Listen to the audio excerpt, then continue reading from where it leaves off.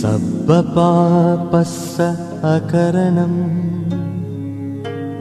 कुशलस्स उपसम्पदा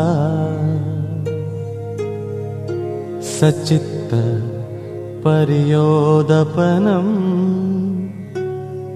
एतं बुद्धानं शासनम्।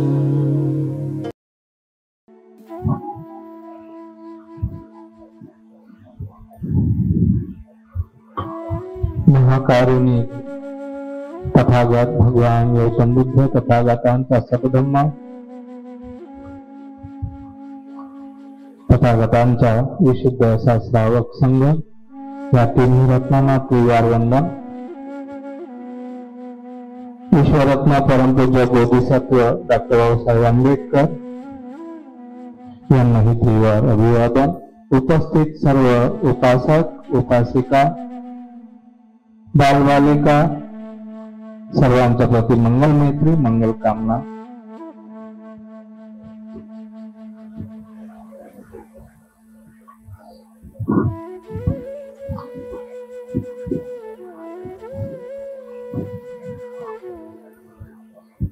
तर आपण या वर्षामध्ये नित्यनेमाने येत आहात। या वर्षाच्या धम्मतरंगामध्ये आपण या सतधम्माचा जो लाभ घेतात त्यातून जे पुण्य संचित करत आहात हे पुण्य निश्चितच सुखदायक आहे, फलदायक आहे, कल्याणकारक आहे। तर या वर्षामध्ये आपण अनेक प्रकारचे पुण्य संचित केलं। कोणी भोजन दिलंय, कोणी नाश्ता दिलाय, कोणी चहा कॉफी, कोणी औषधीसाठी मदत केलेली आहे। अनेक प्रकारच्या आपण संतजींना या वर्षाच्या कालखंडामध्ये या विहारासाठी जे काही दान दिलेलं आहे हे निश्चितच फलदायक आहे, फलदायक होणार आहे। कारण की दानाला बीजाची उपमा आहे। आपण जे बीज या धम्मभूमीमध्ये रोवलेलं आहे निश्चितच याचं फळ आपणास चखायला मिळणार आहे। यामध्ये आपण वर्षावासाच्या निमित्ताने रोज परित्राणाला, प्रवचनाला, वंदनेला किंवा ज्या तो दान कर्म आहे, जे पण काही आहे, सेवा आहे, धम्माची सेवा आहे, त्या प्रकारे आपण कार्य करत आहात। हे कार्य करत असताना कुठे ना कुठे थोडी बहुत कठीणाई येतच असते आणि कुशल कर्म करताना, कुशल पथावर चालत असताना जे काही अडथळे येतात त्या अडथळ्यांना आपण पार करत या सर्वधर्माच्या क्षेत्रामध्ये आपण कार्य करत असतो। खरोखरच कुशल कर्म आहे, पुण्यकर्म आहे। तर आपण कधी कधी पुण्यकर्म करताना अनेक लोक आपल्या चांगल्या गोष्टीचा लाभही घेतात। जसे की मित्र आहेत, तर कधी आपत्ती विपत्ती आल्यावर त्यांना माहित असतं हा धर्मवान आहे, हा दानशूर आहे, त्याच्याकडे गेल्याने अडी अडचण काही असली तर हा व्यक्ती आपल्याला निश्चितच जो धम्मामध्ये आहे तो आडकाठी करत नाही, खोटं बोलत नाही आणि वेळ प्रसंगी एखाद्याला त्याचं काही अडलं असलं तर वेळेवर त्याला मदत करत असतात। तर धर्मवान लोकांमध्ये हा गुण असतो आणि त्यांच्याकडून काही लोकांच्या त्या प्रकारे अपेक्षा असतात। चांगली गोष्ट आहे, इतरांना मदत करणे वगैरे चांगली गोष्ट आहे। तर अशीच एक गोष्ट आहे बोधिसत्वाच्या काळातली। बोधिसत्वाच्या काळात मगध राज्यामध्ये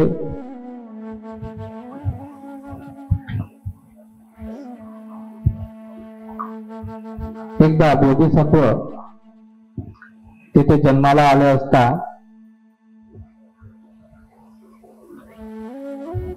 राहत असता तो मोठा श्रेष्ठी असतो.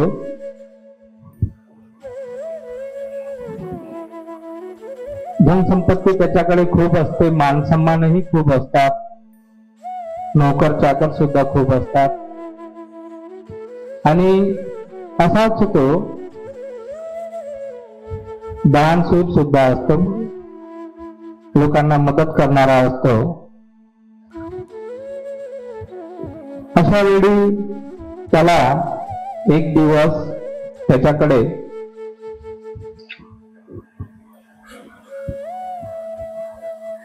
त्या बोधिसत्वाकडे, त्या बोधिसत्वाचं नाव असते शंखदत्त. तर त्याच्याकडे एकदा त्याचा मित्र आणि त्या मित्राची बायको असे दोघंही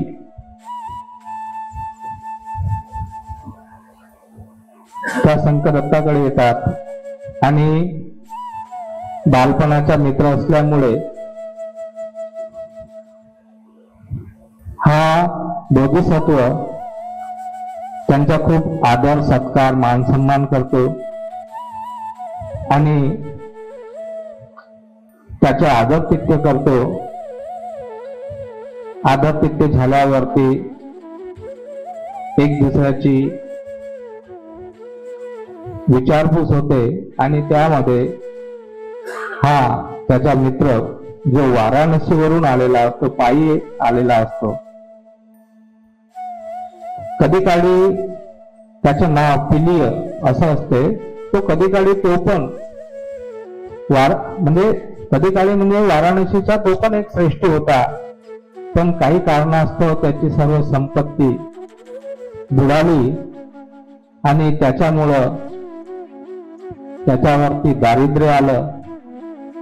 दारिद्र्य आल्यावरती त्याच्याकडे काहीच नव्हतं. त्याची जे काही संपत्ती होती ते ज्यांच्यावरती त्यांचा विश्वास होता त्यांनी ते सर्व संपत्ती हडपलेली होती किंवा डुबून टाकली होती, नष्ट केली होती. आणि अशामुळे त्याला दारिद्र्य आलं आणि दारिद्र्य आल्यामुळे त्याला वाटलं की एवढा मोठा श्रेष्ठी इथं होतो, आता जर मी इथे राज्यात राहिलो तर लोक माझा उपवास सोडवतील, म्हणून तो चला आपला एक मित्र आहे शंखदत्त नावाचा मगधमध्ये, त्याला भेटूया, तो आपली काही मदत करल. आणि या उद्देशाने तो एक दिवस त्या मित्राला भेटायला आला. भेटायला आल्यावर सांगितल्याप्रमाणे त्याचं आदरातिथ्य झालं आणि त्यांनी सांगितलं की अशा प्रकारे माझी संपत्ती बुडाल्यामुळे आता मला खूप दारिद्र्य आलेलं आहे, मी खूप गरीब झालेलो आहे. तेव्हा त्याच्या मित्राने त्याला थकला होता, भोजन वगैरे करून झाल्यावरती त्याची जी तिजोरी असते तिथे घेऊन गेला. त्या तिजोरीमध्ये जेवढी संपत्ती होती तेवढी बाहेर काढली. बाहेर काढल्यावरती त्या संपत्तीचे 2 भाग केले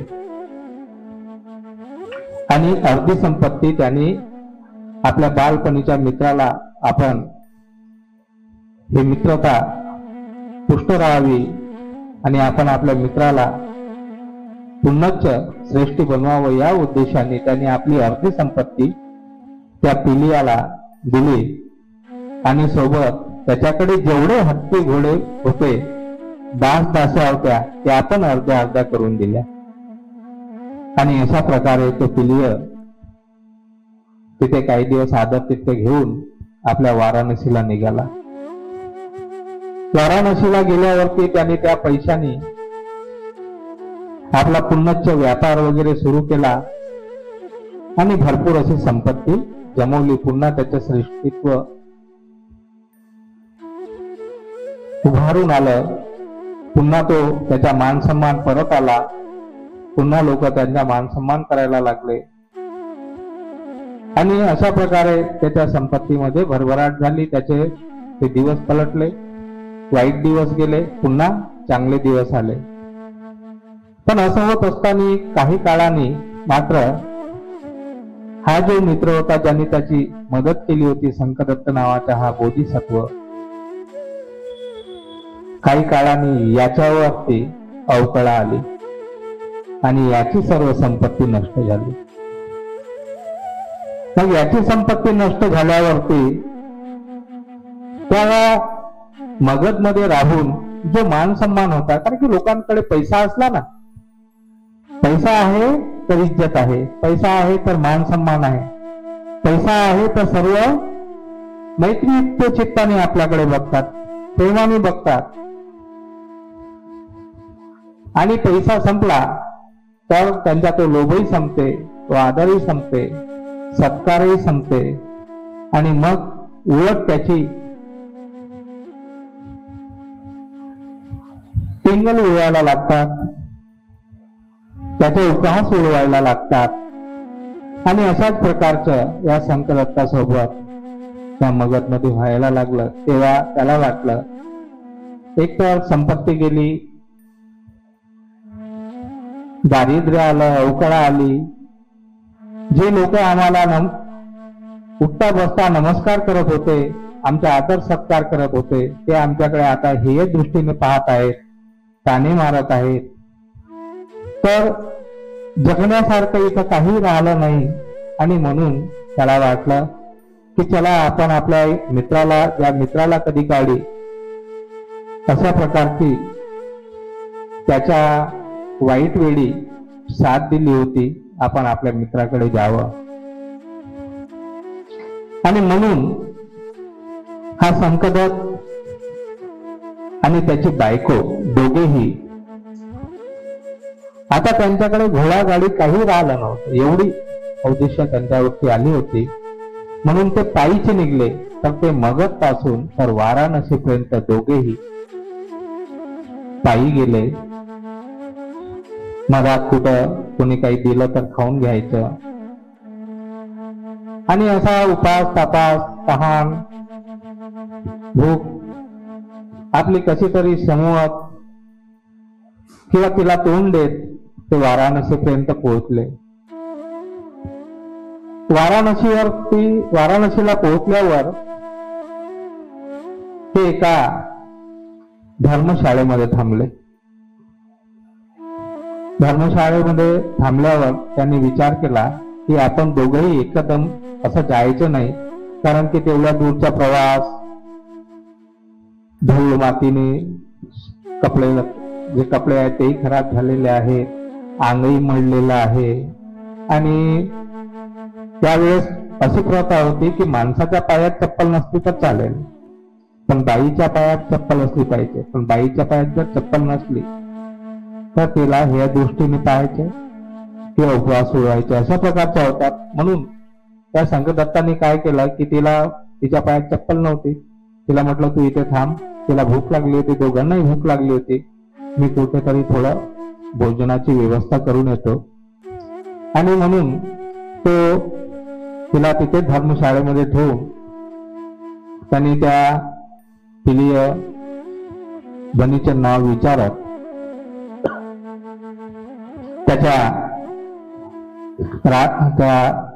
वाड्यापर्यंत गेला, त्याच्या त्या घरापर्यंत, वाड्यापर्यंत गेला, महलापर्यंत गेला.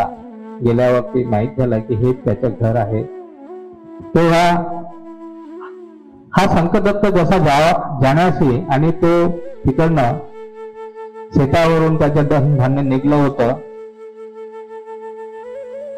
जे दळून आणलं होतं, तर दळलेलं कोठारात भरलं. आणि जो भुसा होता तो भुसा सुद्धा तो घेऊन आला, कारण की तो भुसा गुराढोरांना देण्याच्या कामात येत होता. जसं आपण कोंडा वगैरे म्हणतो किंवा कन्या वगैरे म्हणतो, अशा प्रकारचं ते असते, जे खूप म्हणजे हीन प्रतीचे नौकर चाकर असतात, त्यांना ते खायला वगैरे देत असतात. तर अशा प्रकारचं ते अन्न होतं, त्याला कोंडा म्हणायचे. तर तो आल्यावरती त्याने विचारलं, अरे तू इकडे कसा काय आला? तो पिली याला काय विचारतोय शंकरदत्तला, आदर सत्कार तर केला नाही, चेहऱ्यावर हासरेपणा नाही, खुशी नाही की माझ्या मित्र आला, ज्याने मला साथ दिली होती आणि तो आला. तू त्याला विचारतो, अरे तू कसा काय आला आणि इकडे कसा काय आला? त्याचा आदर तिथे करत नाही, आलिंगन देत नाही, हसून बोलत नाही आणि सहज विचारते, हे कोणाकडे थांबलाय? काही वेळाने तो सांगते की बाबा आम्हाला भूक लागलेली आहे, माझी बायको तिकडे धर्मशाळेमध्ये थांबलेली आहे आणि तू माझा मित्र असल्यामुळे मी तुझ्याकडे आलेलो आहे. तर लय लांबून आलेलो आहे आम्ही आणि भूक लागलेली आहे, काहीतरी भोजनाची व्यवस्था होईल म्हणून आम्ही इकडे आलो आहे. त्यांनी म्हटलं, भोजनाची काही तिकडे काही ओळखीचे वगैरे नाही आहेत का? तिकडे काही व्यवस्था झाली नाही? पण तो असा म्हणत नाही की तू आला, ये इथं, तुझ्या बायकोला कशाला तिकडे ठेवलंय, तिला घेऊन ये, असं न विचारता त्याला काय केलं की त्या नोकरांना सांगितलं की बाबा हे तिथून आहे ना 4 सेर कोंडा काढा आणि याच्या पदरात टाका. त्यांनी 4 सेर कोंडा त्या शंकरदत्ताला दिला. त्यांनी घेतला तो कोंडा. आतून त्याला असं वाटलं की बघा, धान्य भरून आणलेलं आहे, बंड्या भरून भरून आणला आहे, मला कोंडा देतोय. तिच्या मनात आलं काहीतरी, पण शांत होता. चुपचाप कोंडा घेतला आणि परत धर्मशाळेकडे निघाला. इकडे त्याची पत्नी वाटत होती की इथे याचा मित्र आहे, आता चांगलास भोजन वगैरे बरेच दिवसानंतर चांगलास सुग्रास खायला मिळेल, त्याच्या मित्रांनी आदर सत्कार खूप केला असेल म्हणून थोडा उशीर झाला वगैरे असेल, अशा प्रकारे ते विचार करत होते. देऊन येताना पाहिलं आणि ती मोठी खुश होती. जेव्हा हा शंकरदत्त पत्नी जवळ गेला आणि तिला म्हणतोय की ती म्हणते, आणलाय, किती वेळची वाट पाहता, एवढा वेळ लागला, खूप चांगलं व्यंजन दिला, तुमचा मित्र मिळाला ना? हो मिळाला. अरे वा वा, आज त्याला चांगलं भोजन मिळेल, चांगलं व्यंजन वगैरे मिळेल. तिला वाटलं त्याच्यात काहीतरी विशेष आहे खाण्याच्या बाबतीत. त्याने तिला दाखवला हा कोंडा आहे. त्याने 4 सेर मला कोंडा दिला. तेव्हा त्याची बायको एवढी संतापली की खूपच. पण हा शांत होता, काहीच बोलला नाही. ती म्हणाली, एवढ्या लवकर तुमचा मित्र तुम्हाला विसरला? तेही विसरला की ज्या वेळेस तू तुमची अर्धी संपत्ती दिली आणि तुम्ही गेले, तुम्हाला कोंडा दिला आणि तुम्हाला काही असं म्हटलं नाही, या आमच्याकडे थांबा वगैरे, आदत वगैरे ज्या प्रकारे तुम्ही केला होता? नाही, तो असा काही बोलला नाही. त्यांनी उळवाउळीचं केलं. मला कसं लवकर हातवून लावायचं याच्या विचारामध्येच तो होता. आणि मग तुम्ही त्याला काही बोललो नाही? नाही, मी त्याला काही बोललो नाही. मी जर त्याला काही बोललो असतो तर त्याच्यामध्ये आणि माझ्यामध्ये काय फरक असता, म्हणून मी त्याला काही बोललो नाही. मी जर काही बोललो असतो तर उपकाराची परतफेड म्हणून त्याला काही मागत आहो आणि आपल्या उपकारामुळे त्याला काही बोललो असतो तर जे मी केलेले कर्तव्य आहे, चांगले कर्म आहेत, ते माझे कर्मही डुबले असते आणि अकुशल माझ्या हाताने झालं असतं, वाणीने झालं असतं. म्हणून मी शांतपणे तिथून येत आलोय. तेव्हा त्याची पत्नी बिचारी खूप जोरात रडायला लागली. धाय मोकळून ती रडत होती. तेव्हा येणारे जाणारे लोक तिथे जमा झाले की काय झालंय. तेव्हा त्यामधून जेव्हा या शंकरदत्तांनी आपले काही अर्धे नौकर, सेवक, सेविका वगैरे दिले होते, त्याच्यातून एक सेवक तिथून जात होता. पुराणा सेवक त्याच्यावाला जो त्याला दिलं होतं त्या पिल्लेला, तो सेवक तिथून जात होता. त्याला वाटलं काय झालं, इथं लोक जमले होते, कोणीतरी रडायचा आवाज येत आहे, म्हणून तो पण तिथे जाऊन पाहतो आहे. तर त्याला त्याचे पुराणे मालक आणि मालकीन दिसले आणि त्यांची ती दशा पाहून त्यांनी त्या नौकरांनी, त्या सेवकांनी, पुराण्या सेवकांनी विचारलं, तुम्ही इकडे कसं आणि हे काय तशा आहे, हे कशामुळे झालं? तेव्हा या शंकरदत्तांनी त्याला आपला घडलेला, या बोधिसत्वाने आपला घडलेला प्रकार सांगितला. सांगितल्यानंतर त्या सेवकांनी त्या दोघांनाही आपल्या घरी घेऊन गेले. घरी घेऊन गेल्यावर त्यांचे चांगला आदर करत राहिले, भोजन वगैरे दिलं आणि आपले पुराणे मालक आहेत तर मालकाप्रमाणे त्यांची सेवा करायला लागला. आणि त्यांच्यासोबत जे काही दास दासी आल्या होत्या त्या पण त्यांच्याकडे होत्या. त्यांनी त्या घडलेला प्रकार त्या सर्व दास दासांना सांगितला आणि यांनी एक प्रकारच्या त्याच्यावरती मोर्चा उडवला पिलियावरती की हा किती हरामी आहे, किती बेईमान आहे, हा ऐसान फरामोस आहे. आणि म्हणून त्यांनी सर्व जे सेवक होते त्यांनी काय केलं की त्यांच्या प्रती मोर्चा खोलला आणि एकही काम करायला तयार नाही, एकाने काम नाही केलं. आणि काम न केल्यामुळे तो त्यांना शिव्यागाळे करायला लागला. एवढं शिव्यागाळ्याच केला नाही तर त्यांना हातात दंडा घेऊन सानी मारायला सुद्धा लागला की माझे नौकर असून सानी माझ्यासोबत असा उद्रेक करत आहात. आणि म्हणून त्यांनी मार खाल्ला, चुपचाप सेवकांनी मार खाल्ला. आणि आता याला काहीतरी धडा शिकवावा म्हणून त्या वाराणसीचा जो राजा होता हे सर्व त्या राजाकडे गेले आणि हा जो पिली होता त्यांनी केलेला घडलेला सारा प्रकार त्या सेवकांनी त्यांना कथन केला. कथन केल्यावरती राजाने ते सर्व ऐकलं आणि त्यांनी राजाने हुकूम फरमावला की या पिलियाची जेवढी काही संपत्ती आहे ती सर्व जप्त करा. आणि अशा प्रकारे राजाने त्या पिलियाला बोलावलं, त्याला विचारलं काय हे जे सांगतायत ते सत्य आहे. आता त्याला वाटलं सर्व माझ्या विरोधात गेले. गावातल्या लोकांना माहित झालं, त्या वाराणसी नगरातल्या लोकांना माहित झालं, सारे त्याच्या विरोधात गेले. त्यांना कोसू लागले, शिव्या देऊ लागले. शिवीशापाने त्याच्या असाच तो मेला होता. मग राजाने सांगितलं याची सर्व संपत्ती जप्त करून टाका आणि याची सर्व संपत्ती तो जो आलेला आहे ज्याच्यामुळे आज हा एवढा मोठा श्रेष्ठ बनलेला आहे त्याला द्या. तेव्हा हा शंकरदत्तालाही बोलवण्यात आलं. तो त्याची बायको पण तिथे गेली, ते सेवक होते. त्यांनी म्हटलं की नाही, त्याची पूर्ण संपत्ती मी घेणार नाही. एवढं करू शकतो की त्याला मी जेवढं काही दिलं होतं तेवढं त्याने मला परत करावं. बाकीची जी काही संपत्ती आहे, त्यांनी जी संपत्ती वाढवली ती त्याची संपत्ती त्याला परत करावी. त्यानंतर त्या पिलियाची जी संपत्ती होती त्याच्यातून त्यांनी जेवढी संपत्ती आणली होती, जेवढे म्हणजे सेवक सेविका होते ते सर्व सेवक सेविका आणि ती संपत्ती घेऊन हा शंकरदत्त आपल्या मगध देशामध्ये गेला आणि पुन्हा तो त्या पैशावरती मग व्यापार वगैरे करून तो श्रीमंत व्हायला लागला. पण इकडे याच्याकडे संपत्ती जी होती पण मान सन्मान आदर सत्कार कोणी कुठलाच नव्हता. नोकर चाकर त्याच्याकडे काम करायला तयार नाही. आणि अशामुळे त्याच्या या बेईमानीमुळे म्हणा किंवा अहसान फरामोश किंवा दिलेल्या मदतीची ज्याला जाण राहत नाही तर त्या माणसाची मग अशी गती झाली की त्याला जीवन जगत असताच त्याला मरणांतिक वेदना होत गेल्या. कारण की धनसंपत्ती तर होती पण मान सन्मान नव्हता.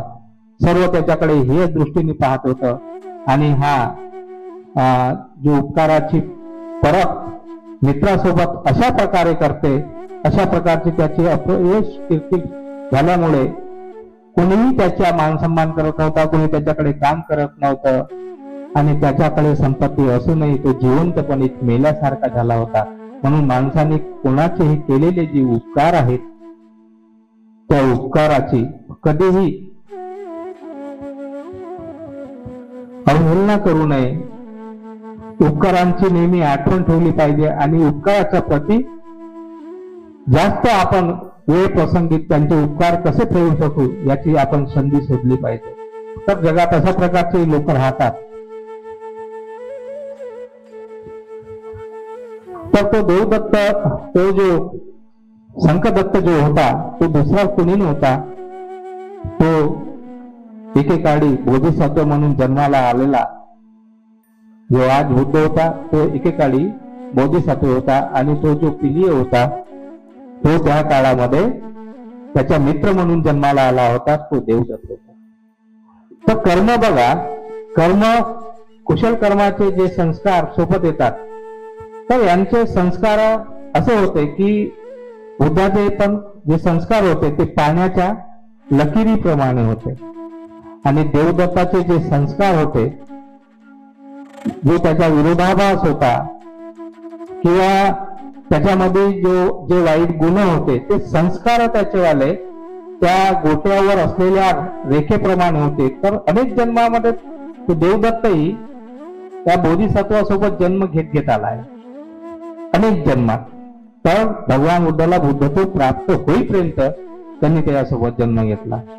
पण त्याचे संस्कार तसे असल्यामुळे, पूर्वी जन्माचे संस्कार तसे असल्यामुळे ते याही जन्मात बुद्धाच्या संघामध्ये सामील होऊन बुद्धासोबतच वैरत्व केलं, बुद्धाचा संघ तोडला, बुद्धाला मारण्याचा प्रयत्न केला आणि अनेक प्रकारे बुद्धाला बदनाम करून याला बुद्धाला संपवून त्याची जागा हस्तगत करण्याचा प्रयत्न केला. पण कुशलाचं कुशलच फळ येते आणि अकुशलाचं अकुशलच फळ येते. तर तो याही जन्मामध्ये बुद्धाच्या जन्मात येऊन भिक्षू बनून याही जन्मामध्ये तो नरकामध्ये गेला. म्हणून हा जो धम्म आहे हा आपल्याला मिळाला आहे. हा जो धम्म आहे हा कुशल कर्म करण्यासाठी सांगतो. आपले जे संस्कार आहेत, पूर्वी ग्रसित जे आपले संस्कार आहेत आणि धम्म वाचून जाणून ऐकून त्या धम्मानुसार हे जे आपले संस्कार आहेत हे बदलवण्याचा आपण सुसंस्कारित होण्याचा प्रयत्न केला पाहिजे. धम्माचं कार्य ते आहे की असंस्कारित संस्कारांना सुसंस्कृत करणे म्हणजे कर्मांना बदलवणे, अकुशल कर्मांना कुशल कर्मामध्ये कन्वर्ट करणे आणि आपली प्रगती सुगतीकडे घेऊन जाणे, अधोगतीपासून वाचणे. म्हणून माणसाने कोणत्याही गोष्टीला खूप चांगल्या प्रकारे जाणून कार्य केलं पाहिजे. कोणतेही अकुशल कर्म होणार नाही. कुशल कर्म कसे होतील याचे आपण जाण केली पाहिजे.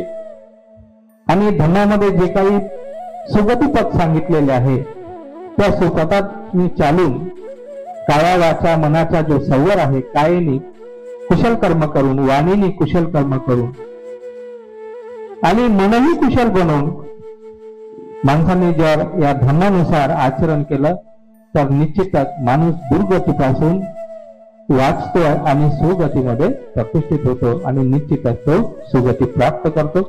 आपण अशा प्रकारची सुगती प्राप्त कराल अशा प्रकारची कामना करतो. इथेच थांबतो. भवतु सर्वमंगलम, भवतु सर्वमंगलम, भवतु सर्वमंगलम.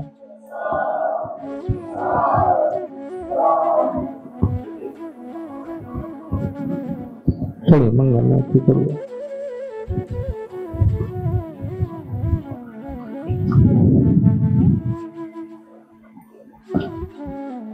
सबका मंगल, सबका मंगल, सबका मंगल हो रे. तेरा मंगल, तेरा मंगल, तेरा मंगल हो रे.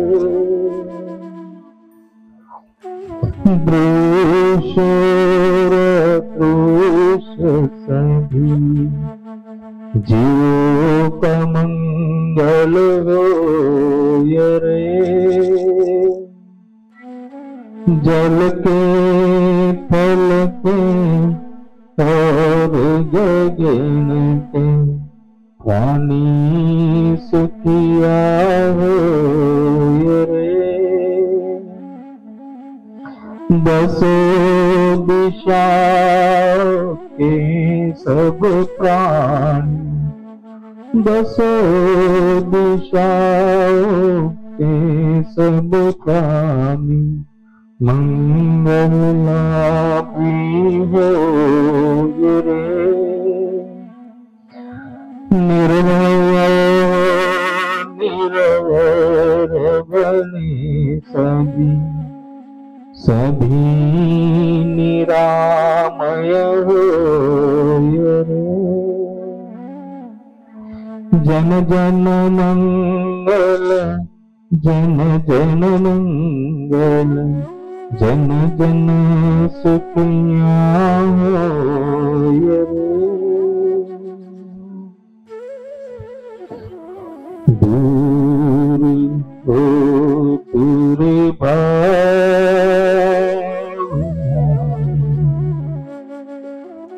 देश रहे सब दूर, सबके मन में प्रीत है। मंगल से भरपूर सबका मंगल हो, सबका मंगल हो, सबका मंगल हो।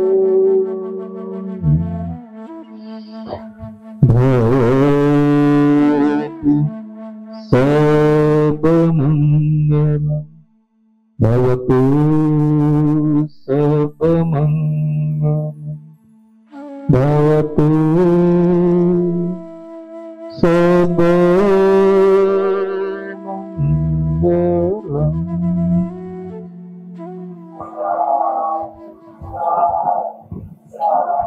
मंगलम सुखिनो, सर्वांच मंगलम, सर्वांच कल्याणो, सर्वांच स्वस्थ मुक्ति सुखी।